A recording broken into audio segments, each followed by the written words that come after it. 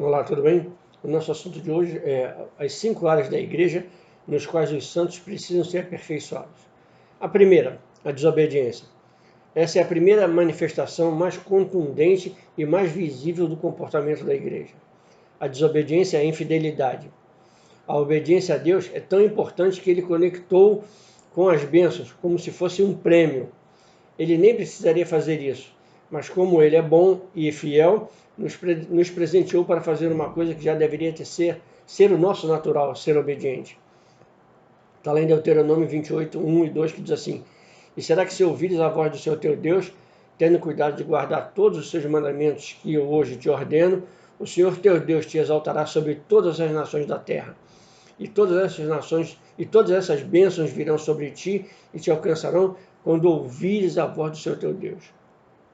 Então, vamos seguir uma lista de bênçãos especiais para quem obedece. Se você ler esse capítulo de Deuteronômio, você vai ver a sequência das listas para os desobedientes, ou para os obedientes, né? Para quem obedece ao Senhor. Já no caso de Saul, Deus o rejeitou após um ato de desobediência. Está lá em 1 Samuel 15, 22 ao 23, que diz assim: Porém Samuel disse: Tem porventura o Senhor tanto prazer em holocausto e sacrifício, como que se obedeça à palavra do Senhor? Eis que o obedecer é melhor do que sacrificar, e o atender melhor do que a gordura de carneiros, porque a rebelião é como o pecado de feitiçaria, e o porfiar é como iniquidade e idolatria. Porquanto tu rejeitaste a palavra do Senhor, ele também te rejeitou a ti para que não sejas rei. Então, você já imaginou o que é perder um reino por causa de uma desobediência? Até a sua desobediência foi prejudicada, até a sua descendência foi prejudicada, porque quando perdeu o reino, seus descendentes perderam direito a assumir o reino após a sua morte. Uma desobediência sempre causa uma tragédia. E tem vários casos na Bíblia, nós podemos citar Moisés, Davi, tantos outros que você vai ver na Bíblia que desobedeceram. Segundo, os escarnecedores. É incrível como existem escarnecedores dentro das nossas igrejas. Eles parecem engraçados, mas agem sob um espírito de chocarrice e deboche. O Salmos 1 é enfático nesse relacionamento do cristão com os escarnecedores. Está lá no Salmo 1:1. Bem-aventurado o homem que não anda segundo o conselho dos ímpios, nem se detém no caminho dos pecadores, nem se assenta na roda dos escarnecedores. Algumas pessoas já nem falam mais em línguas estranhas na igreja, com vergonha de risos e deboche.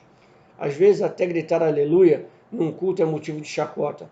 Não é uma simples brincadeira, é um demônio mesmo. Imagine que para uma situação de confrontar o demônio do escárnio não adianta orar nem jejuar. A Bíblia nos orienta que no que fazer é combater e vencer esse espírito. Está lá em Provérbios 22:10 que diz: Lança fora o escarnecedor e se irá a contenda, e acabarão a questão e a vergonha. Lançar fora não tem espaço em sua igreja para os escarnecedores.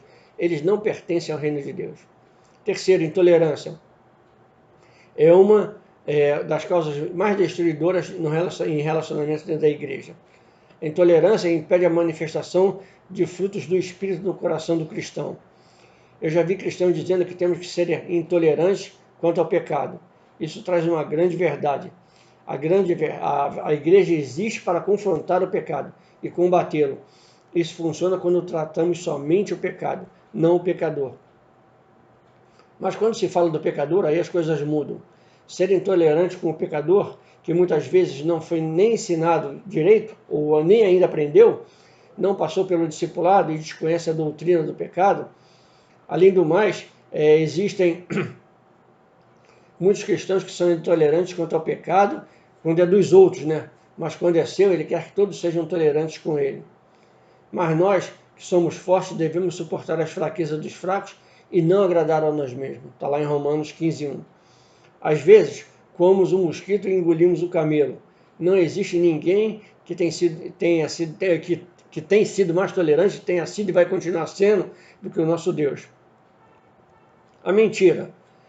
A mentira é um pecado tão grotesco, tão grosseiro, que é até um absurdo nós temos que tratar desse assunto dentro das igrejas. Em qualquer cultura nesse mundo, a mentira é rejeitada como sendo um desvio de comportamento. Ela é a companheira fiel da hipocrisia. O mentiroso, para se dar bem com suas mentiras, precisa ser hipócrita, fingir diante de todos que até ele acredita na mentira que diz. Cristo radicalizou esse assunto quando teve que tratar com ele. Está lá em João 8,44 que diz: vós tendes por pai o diabo e quereis satisfazer os desejos do vosso pai. Ele foi homicida desde o princípio e não se firmou na verdade, porque não há verdade nele. Quando ele profere mentira, fala do que lhe é próprio, porque é mentiroso e pai da mentira. Então a alusão de Cristo é profunda, porque ele um dia mesmo disse: eu sou o caminho e a verdade e a vida.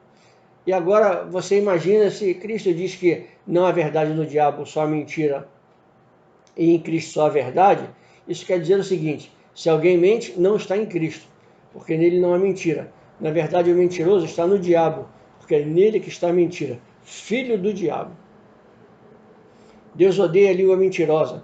Não devemos odiar também. Nós devemos odiar também. Nós não devemos passar a mão, nem tentar esconder isso. Quando alguém mente para nós, está sendo infiel. Provérbios 6,16 diz: as 6 coisas que o Senhor odeia, e a 7ª abomina a sua alma: olhos altivos e língua mentirosa, mãos que derramam sangue inocente, entendeu? Língua mentirosa. Quinto, a fofoca.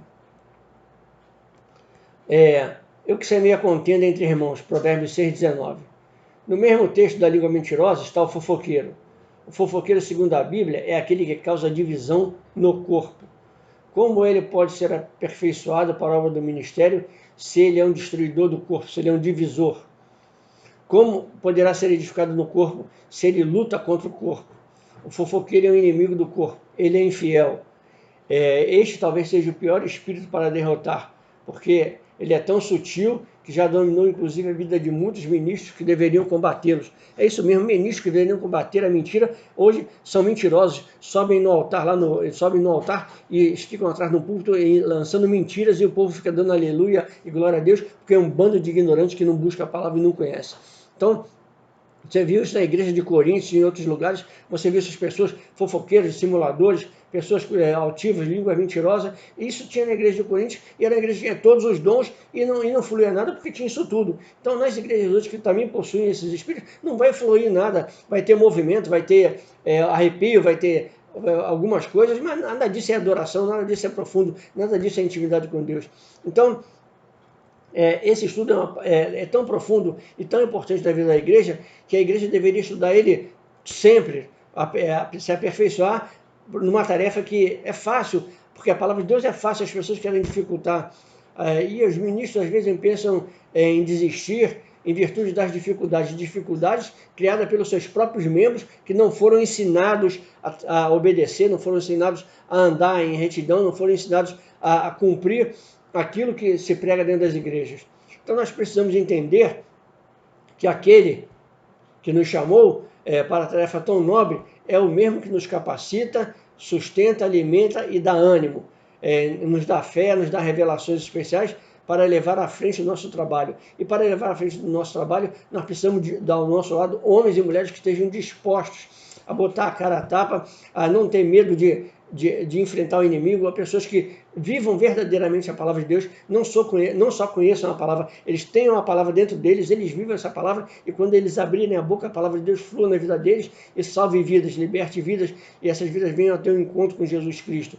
Essa mensagem que eu quero deixar para você: que o Senhor te abençoe e te guarde, que o Senhor faça resplandecer o seu rosto sobre ti, que o Senhor tenha misericórdia de ti, que o Senhor sobre ti levante o seu rosto e te dê a paz. Então eu te abençoo em nome do nosso Rei, Senhor e Salvador Jesus Cristo, e declaro para você: ainda dá tempo.